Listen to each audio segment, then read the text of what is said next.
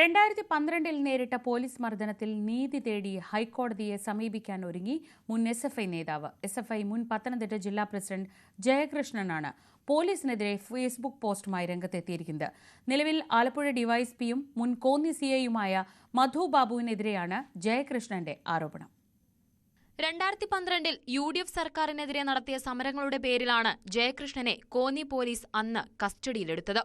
അന്നത്തെ കോന്നി CIയുടെ നേതൃത്വത്തിൽ തന്നെ ക്രൂരമായി മർദ്ദിച്ചുവെന്നാണ് ജയകൃഷ്ണന്റെ ആരോപണം. ലാത്തിയടിയേറ്റ മുറിവുകളിൽ പെപ്പർ സ്പ്രേ അടിച്ചുവെന്നും ചെവിയുടെ ഡയഫ്രം അടിച്ചു പൊട്ടിച്ചുവെന്നും ജയകൃഷ്ണൻ പറയുന്നു.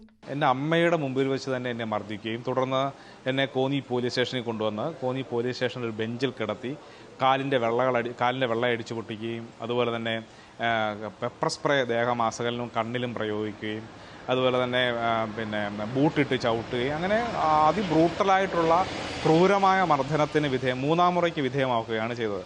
ഒരുപക്ഷെ പുതിയ തലമുറയിൽപ്പെട്ട ആളുകൾക്ക് ഇന്ന് അത്ഭുതമായി തോന്നി ഇങ്ങനെ മർദ്ദനം ഉണ്ടായിട്ടുണ്ടോ എന്ന് കേട്ടാൽ. ഇതെല്ലാം കഴിഞ്ഞ UDF ഗവൺമെൻറ്റിൻ്റെ കാലത്തുണ്ടായ സംഭവമാണ്.